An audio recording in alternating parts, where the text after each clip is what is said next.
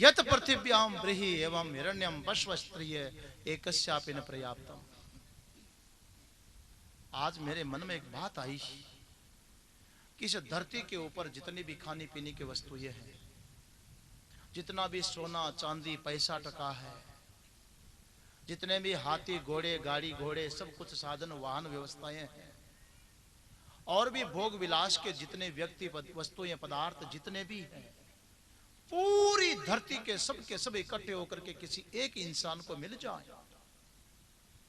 और फिर उस व्यक्ति को कोई आप जैसे बुद्धिमान व्यक्ति पूछे कि तुमने तो बहुत पाया, बहुत खाया, बहुत देखा, बहुत सुना, बहुत भोगा, अब यह बताओ तुम्हारी तो पूर्ति हो गई ना। ये याति करने लगा कि आखिर उस व्यक्ति के मुंह से यह निकलेगा, अरे हाँ खूब देखा सुना पाया खाया पाया, मगर मगर फिर भी मगर पकड़ लेगा, कोई ना कोई कमी रह जाएगी, उसकी तृप्ति नहीं हो सकती। भोगा न भुगता वयमेव भुगता। अरे महाराज भोग नहीं भोगे जाते हैं, व्यक्ति भोग लिया जाता है। हम सोचते हमने खूब देखा, तुमने क्या देखा? दिखने वालों ने तुम्हारी आंख को देख लिया, नजर को खा गए। आपने क्या खा गया? आपके दांत क्या चबा गए? चबने वाले दांतों को चबा गए, टूट टूट करके गिर पड़े। आप विषय को सेवन नहीं करते, विषय सेवन कर गए, शरीर की दशा बिगाड़ दी। इसलिए ये याति कहने लगा कि कभी तृप्त नहीं कर सकते हैं, कभी तृप्त नहीं कर सकते। इति मत्वा समम वर्जेत, ऐसा विचार आया और आखिर में राजा ययाति ने फिर इस संसार से वैराग्य लिया और भगवान के भजन में लग गया। ये दोष धर्मशीलस्य नितराम मुनि सत्तमा तत्रांशेनावतीर्णस्य वैष्णववीर्याणि संसनः।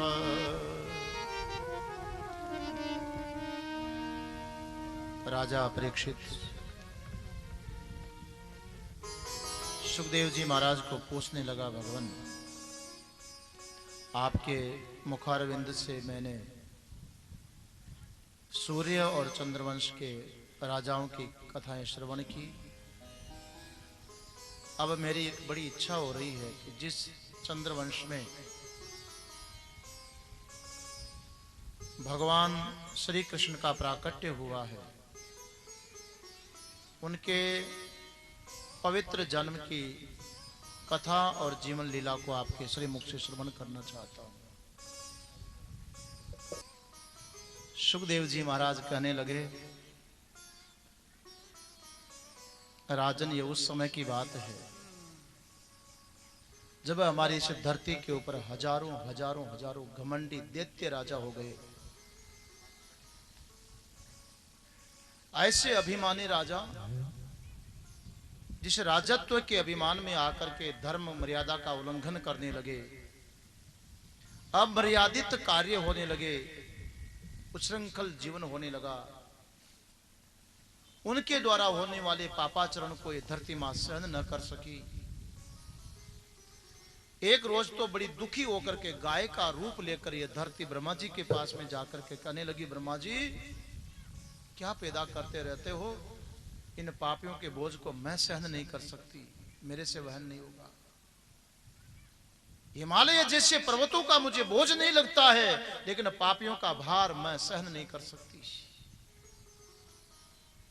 कृपा करो मेरा भार उतारिए। ब्रह्मा जी महाराज कहने लगे, हे गौरवपिणी पृथ्वी देवी, बोझ उतारने का काम मेरा नहीं है, मेरे तो पैदा करने की ड्यूटी है, इसलिए उत्पन्न करता रहता हूं। हाँ, बोझ उतारने का काम, दुष्टों का संहार करने का काम और प्यारे भक्तों के रक्षण का जो काम है, तो भगवान विष्णु का है, वो शेष नारायण का है, जिसने संकल्प करके सारी दुनिया खड़ी की है। आओ साथ में चले और भगवान से प्रार्थना करते हैं। ब्रह्मा जी महाराज क्षीर सागर के तट पर जाकर के भगवान विष्णु का ध्यान करने लगे। एकाग्र मना होकर के समाधिस्थ हुए। भगवान नारायण उनके अंतस्थ में प्रकट हुए। ब्रह्मा जी महाराज ने पृथ्वी की सारी पीड़ा भगवान नारायण के सामने निवेदन किया। नारायण ब्रह्मा जी को कहते, ब्रह्मा जी मुझे पहले से ही मालूम है कि पृथ्वी बहुत दुखी है, इसका दुख मिटाने के लिए अब मुझे अवतार लेना है, मगर मैं अवतरित हूं उसके लिए पूरा मेरे लायक वातावरण होना चाहिए। जाओ इस गौरूपिणी पृथ्वी को धैर्य दो और जितने भी तुम्हारे अनुचर देवता हैं उनसे कहो यदुवंश में जाकर के आंशिक रूप से जन्म लेवें, मेरा आदेश है। और मैं स्वयं इस धरती के रूप पर अवतरित होऊंगा, यदुवंश में मेरा प्राकटन होगा। सब कुछ भगवान नारायण ने ब्रह्मा जी को बताया।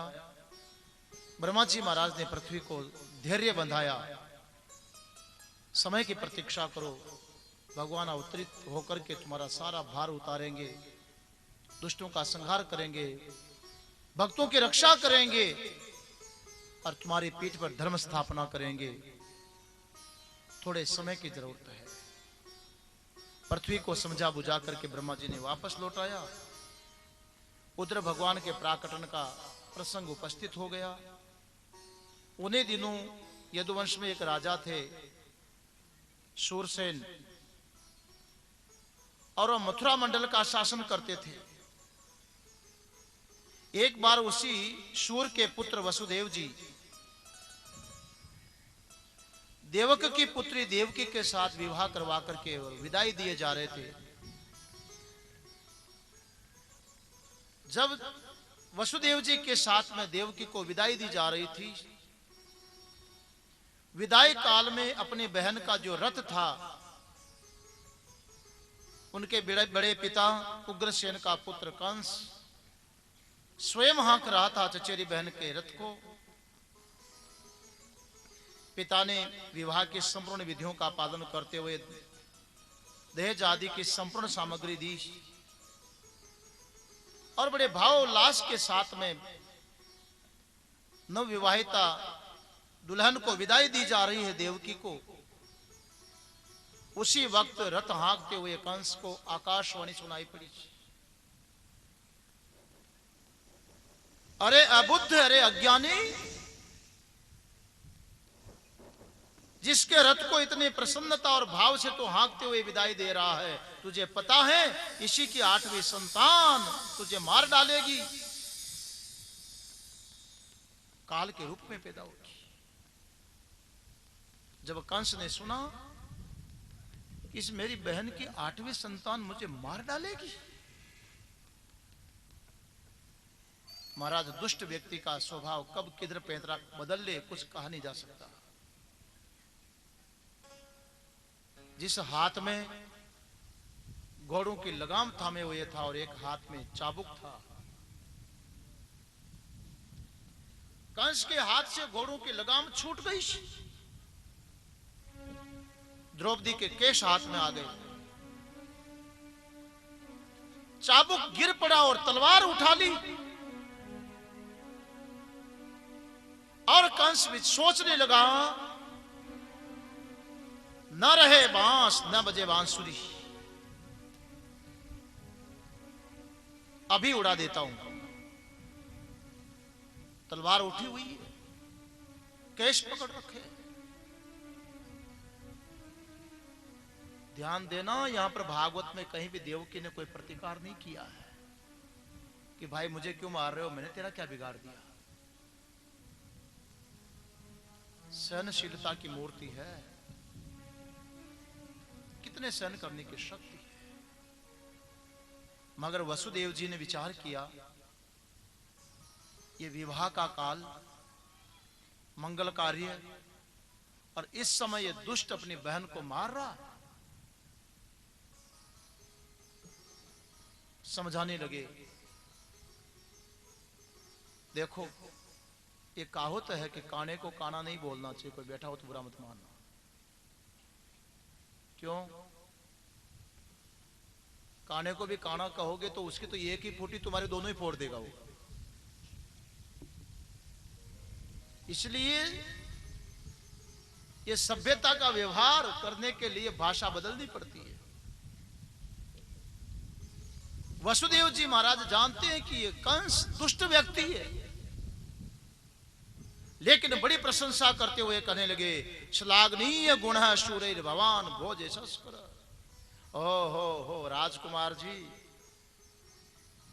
आप तो भोज वंश के बड़े होनहार वंशधर हो। आपकी कीर्ति का बड़े बड़े कुल के लोग गुणगान करते रहते हैं। शूरवीर आपके गुणों की सराहना करते हैं, सब जगह आपकी महिमा होती है। पर आज जो आप कर रहे हो ना, इससे तो आपको कलंक लगेगा। जिन मुंह से आपकी स्तुति होती है, महिमा होती है, उन्हीं मुंह से थू थू करेंगे लोग, छी छी करेंगे। आप क्या कर रहे हो? विचार करिए। पहले तो एक तो आपकी बहन है ये, दूसरा ये स्त्री का शरीर, और तीसरा मंगल कार्य विवाह का समय। ऐसे अवसर पर बहन को मारोगे, सारी दुनिया चींची करेगी तुम्हारे लिए। आप विचार करिए। और आप ये सोचते हो कि सब कुछ होगा तो देखा जाएगा, पर इसका बेटा तो मुझे मारेगा जो। अच्छा, आप ही सोचो कंस जी, आप विचार करो, कौन ऐसा संसार में है जिसके जन्म के साथ मृत्यु नहीं आती? मृत्युर जन्मवताम वीर देहे न स जायते। हे बहादुर, हर व्यक्ति के जन्म के साथ ही मृत्यु भी पैदा हो जाती है।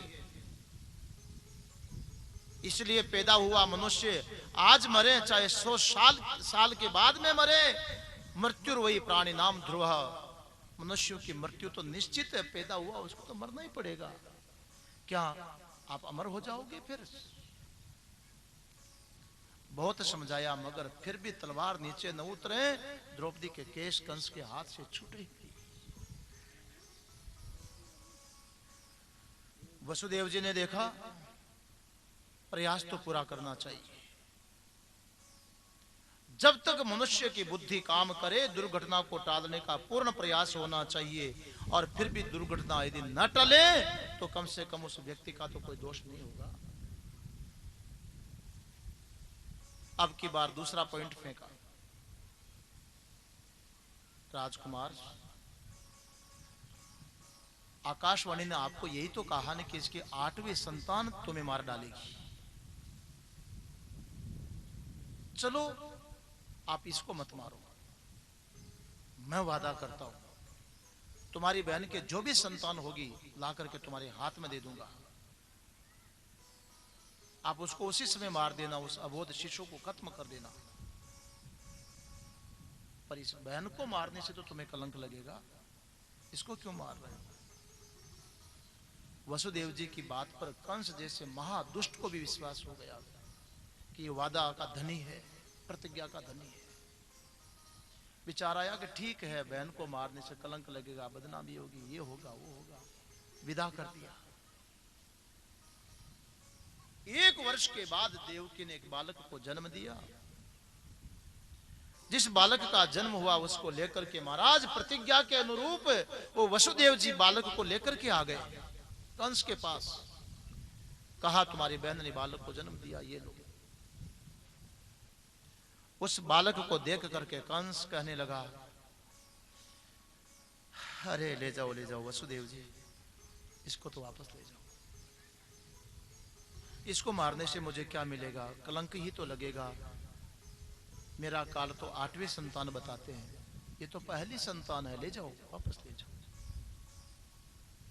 वसुदेव जी बालक को लेकर के गए और पीछे से नारद जी महाराज आ गए। और नारद ऐसे मौके पर पहुंचेंगे। नारद जी आए और कहने लगे, ओहो हाँ कंस जी, क्या हाल चाल है? ठीक। बहन बहनों के क्या समाचार है? ठीक है, देवकी ने बच्चे को जन्म दिया है, आया था वसुदेव लेकर के, तुमने क्या किया? मैंने वापस कर दिया। हाँ नारद जी, मैं मार करके भी क्या करता, मारता तो भी मुझे कलंक बदनामी तो लगती।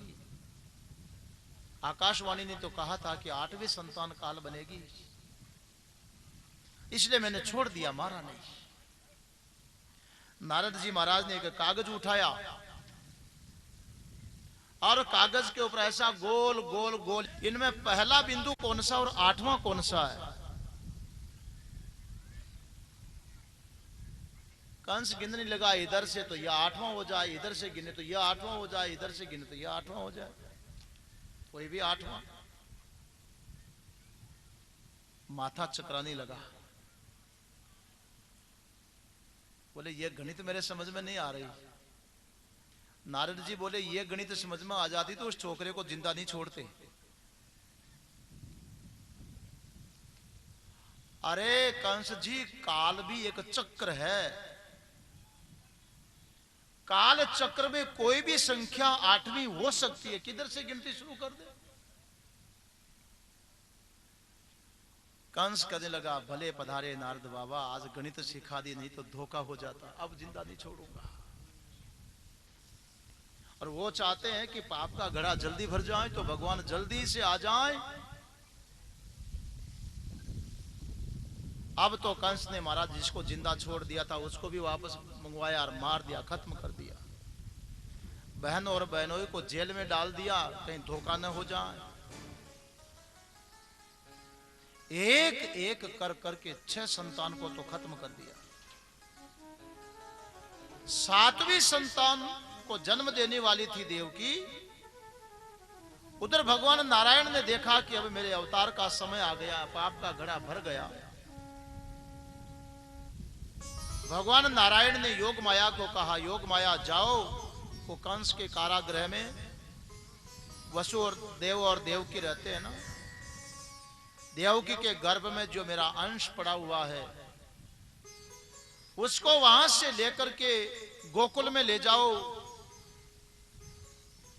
नंद गोप के घर में वसुदेव जी की दूसरी पत्नी रोहिणी छुप करके रहती है, उसमें स्थापित कर दो। और योग माया, तुम स्वयं नंद पत्नी यशोदा में जाकर के स्थापित हो जाना और देवकी की कोख मेरे प्राकटन के लिए, मेरे अवतार के लिए खाली कर दो। नारायण का आदेश पाकर के योग माया ने वैसा ही किया। 7वीं संतान को तो जन्म से पहले ही उठा करके रोहिणी में स्थापित कर दिया और इधर लोगों को इस बात का पता न चला, सब जगह चर्चा होने लगी, अरे राम राम राम, बेचारी कितना कष्ट है, 6 संतान को तो भाई ने मार दिया और 7वीं को तो विधाता ने आने से पहले ही मार दिया, अरे राम राम, लोग यही बोलने लगे। लेकिन राम का रहस्य किसी को मालूम नहीं। 8वीं संतान के रूप में भगवान स्वयं आकर के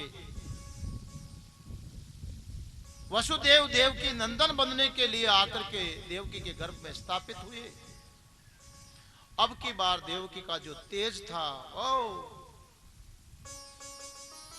ऐसा लग रहा था जैसे कोई एक कमरे में 1000 वाट का बल्ब जला दिया हो, लेकिन प्रकाश दीवारों के अंदर इसी प्रकार से देवकी का तेज है, लेकिन कंस के कारागृह के अंदर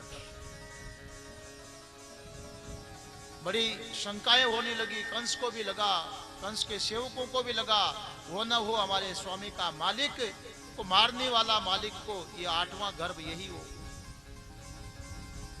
कंस को भी संदेह था। अब की बार तो पूरे कारागृह के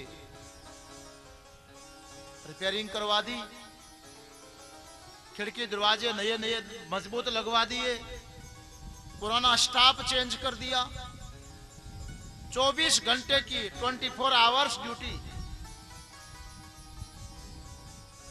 धोखा न हो जाए,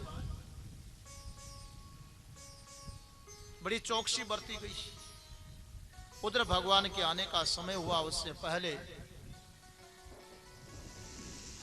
ब्रह्मा जी देवताओं को साथ में लेकर के कंस के कारागृह में पहुंच गए। न कंस के सेवकों को, द्वार रक्षकों को पता चला, न कंस को। और आकर के भगवान की जो गर्भ में विद्यमान थे उनकी स्तुति करने लगे और देवता ब्रह्मा जी आदि भगवान से प्रार्थना करने लगे कि भगवान अब ये पाप का घड़ा अच्छी तरह से भर चुका, आप शीघ्र अवतरित हो जाओ, शीघ्र अवतरित हो जाए। बड़ी प्रार्थना की। उन्होंने अपनी भाषा में प्रार्थना की कि भगवान जल्दी आओ, आओ गोविंद जल्दी आओ।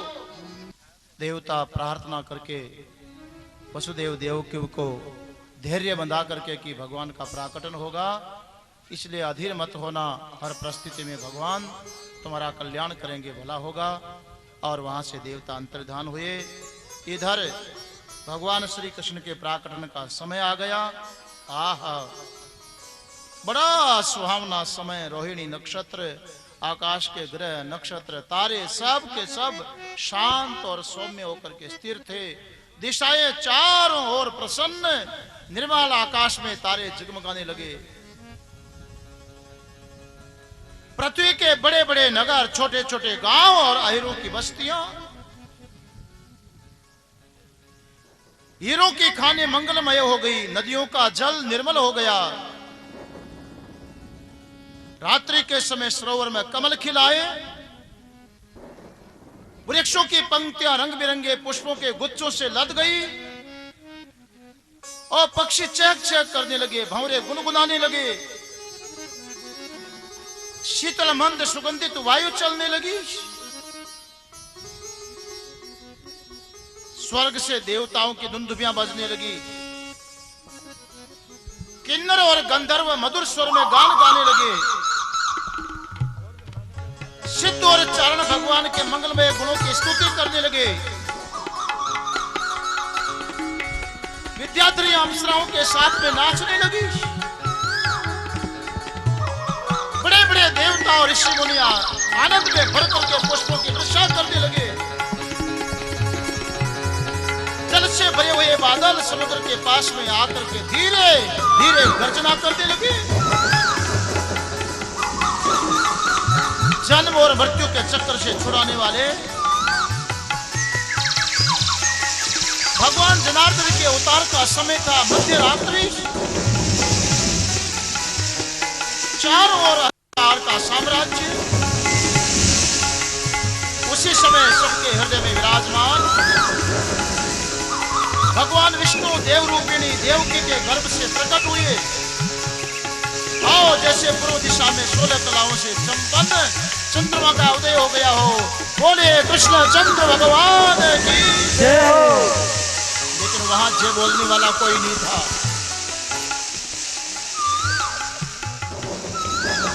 वसुदेव और देवकी ने देखा, अहो चार भुजा नाथ साक्षात भगवान विष्णु ही पुत्र बनकर के आए। प्रार्थना किया, भगवान हम तो एक नर लीला में आपको देखना चाहते हैं। देखते देखते भगवान विष्णु दो भुजा युक्त एक बालक के रूप में परिवर्तित होते हुए कहने लगे, वसुदेव जी ले चलो मुझे, यहां से ले चलो मुझे, यहां से ले चलो, गोकुल में नंद के घर ले चलो।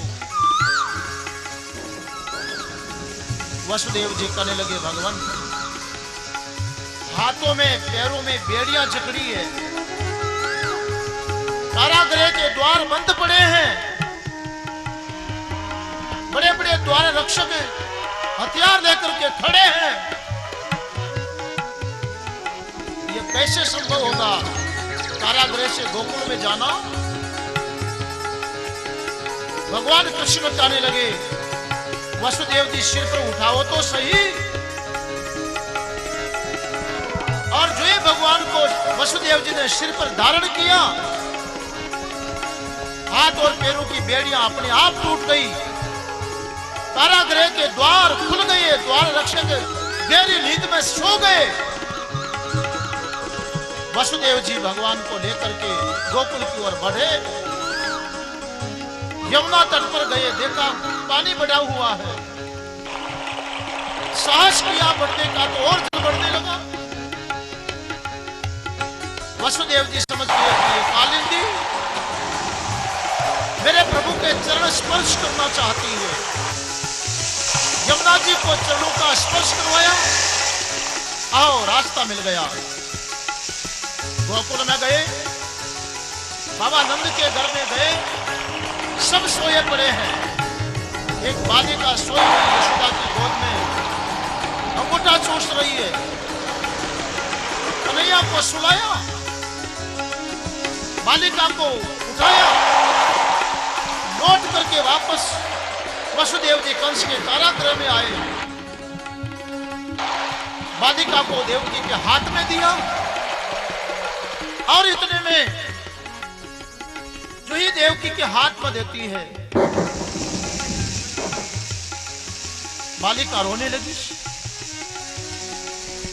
कंस के दरवाजे बंद हो गए, द्वारपाल जाग गए।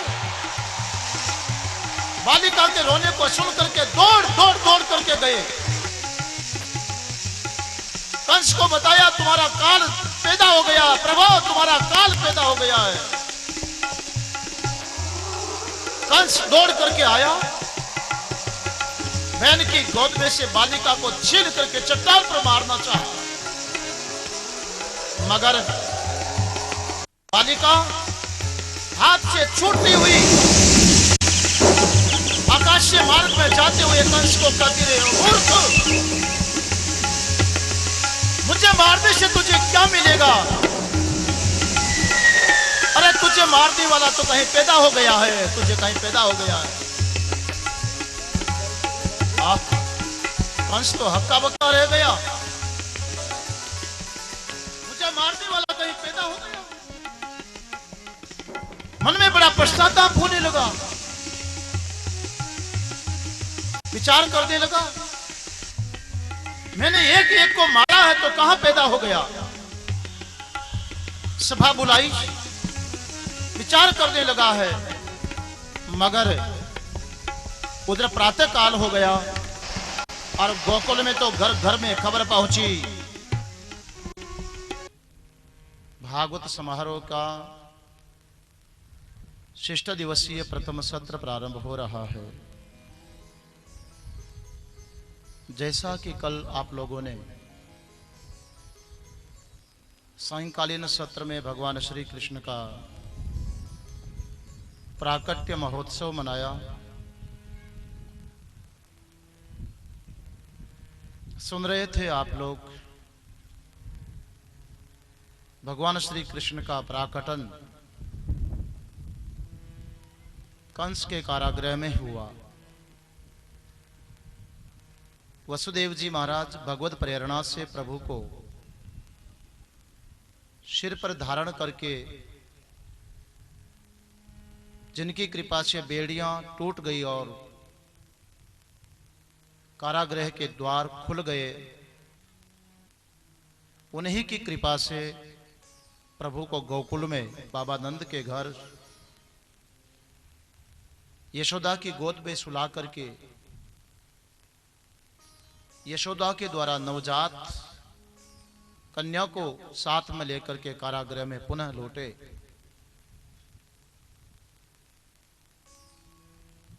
बालिका रोने लगी और जब बालिका को सिर पर धारण करके लेकर के कारागृह के भीतर आए हैं, आश्चर्य की बात है कि वसुदेव जी के हाथ और पैरों में बेड़ियां पुनः ज्यों की त्यों जकड़ गई। कारण, जब भगवान को सिर पर धारण किया तो बेड़ियां टूट गई और बालिका को धारण किया तो पुनः बेड़ियां लग गई। हां, जिसके सिर पर भगवान विराजमान होंगे सारे बंधन टूट जाएंगे, और जिसके सिर पर माया बैठ जाएगी ना, सब बंधन आ जाएंगे। इसलिए पुनः फिर बंधन आ गए।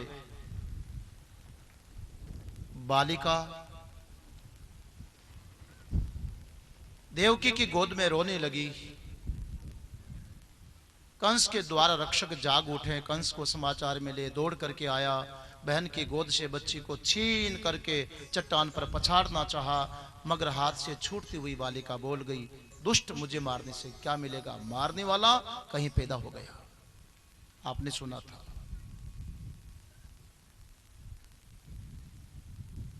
मगर कंस हक्का बक्का रह गया, मुझे मारने वाला कहां पैदा हो गया। अपने मंत्रियों की सभा बुलाई और कंस पूछने लगा कि मेरे बुद्धिमान मंत्रियों, विचार करो और पता लगाओ कि वो मुझे मारने वाला कहां पैदा हुआ है, कैसे पता लगाएं और उसको कैसे मारा जाए। आप सोचिए, कंस के मंत्री कैसे होंगे। यथा राजा तथा प्रजा,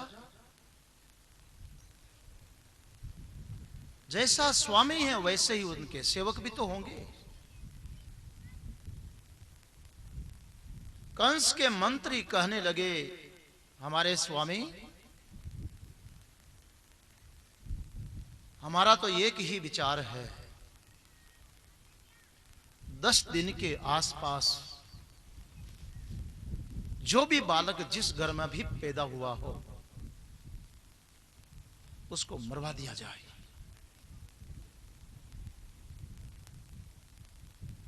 जो भी बालक पैदा हुआ हो 10 दिन के आसपास मरवा दिया जाए।